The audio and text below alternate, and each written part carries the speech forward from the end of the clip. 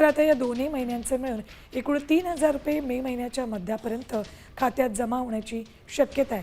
दरम्यान ई-केवायसी अनिवार्य केल्यामुळे तब्बल 54 लाख लाभार्थी कमी होणार अशी माहिती समोर आली. आता लाभार्थ्यांची संख्या 1,08,00,000 आली.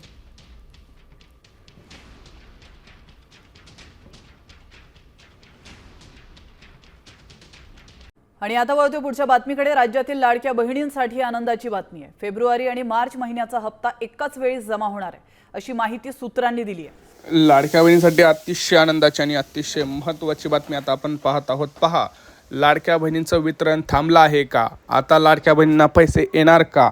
मार्च महिन्याचा हप्ता कोणाकोणाला आला आहे आणि आता पुढे आज वितरण होणार का? हे सगळं आपण ह्या व्हिडिओमध्ये पाहणार आहोत. कारण आता जर बघितलं तर मार्च महिन्याचा हप्ता खूप कमी लाडक्या बहिणींना आला आहे. त्याचं कारण आपण पुढे पाहणार आहोत. परंतु टेन्शन घ्यायचं कारण नाही. आपण हा व्हिडिओ पाहिला तर तुमचं संपूर्ण काम होऊन जाईल. टेन्शन घ्यायचं काही गरज नाही. आज कुठल्या जिल्ह्यात वितरण होणार आहे का? कुठल्या लाडक्या बहिणींना आज पैसे येणार आहेत? कोण कसं पात्र होऊ शकतं? हे सगळं आपण या व्हिडिओमध्ये पाहणार आहोत. तर व्हिडिओ खूप महत्त्वाचा आहे. चॅनलला सबस्क्राईब करा आणि हा व्हिडिओ जास्तीत जास्त लाडक्या बहिणींपर्यंत शेअर करा.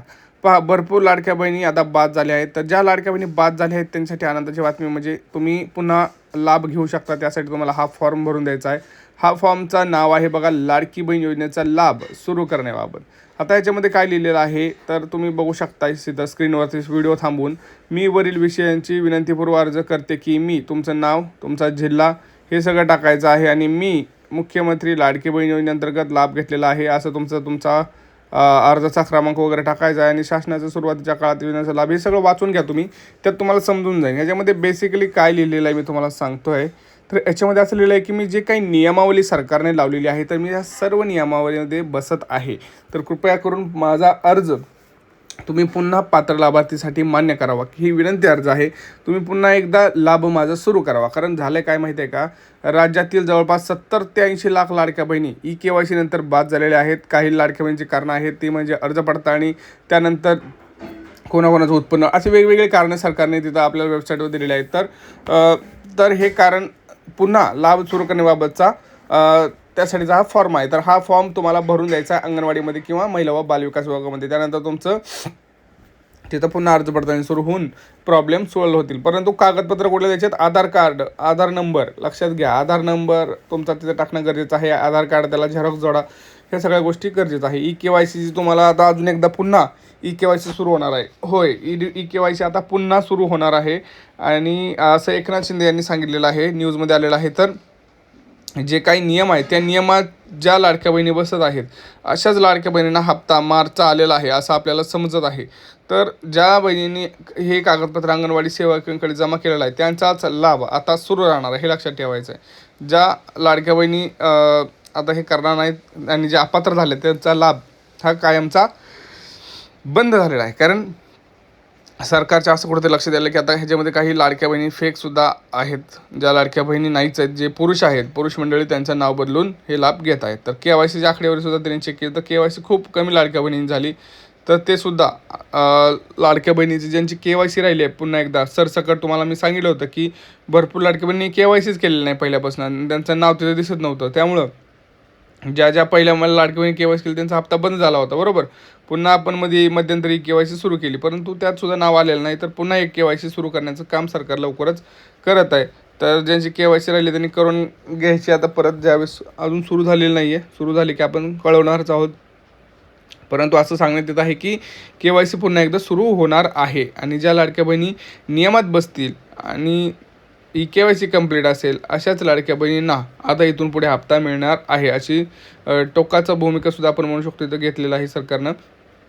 तर त्या संबंधात तुम्हाला सांगितलं आहे मी की आधार कार्ड आपलं अपडेट असलं पाहिजे. आधार कार्डवरची कुठलीही माहिती खोटी किंवा चुकीची नसली पाहिजे. दुसरं म्हणजे आपलं रेशन कार्ड. भरपूर लाडक्या बहिणी रेशन कार्डला एवढं काहीच हे देत नाही आहे. तर रेशन कार्डसुद्धा ऑनलाईन पद्धतीने के-वाय-सी झालं गरजेचं आहे.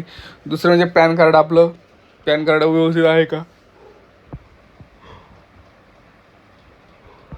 आधार कार्ड, पॅन कार्ड कंबाईन आहे का हे सुद्धा बघणं तितकंच गरजेचं आहे. भरपूर लाडक्या बहिणी बघा डिसेंबर हप्त्यापासून हप्ते आलेले नाहीत, बरोबर. डिसेंबर महिन्यापासून हप्ते आलेले नाहीत. तर लाडकी बहिणीची के-वाय-सी सुद्धा आपल्याला लवकरच सुरू होणार आहे. तर त्या संदर्भात सुद्धा तुम्हाला मी आता आनंदाची माहिती दिलेली आहे. काय तर आता लवकरच KYC सुद्धा सुरू होणार आहे. तर KYC सुरू झाल्यानंतर आपण हे करून घ्या. आता आज मार्च महिन्याचा हप्ता येणार आहे का आणि कुठल्या लाडक्या बहिणींना कुठल्या बँकेत पैसे जमा होणार आहेत आपण सांगूया.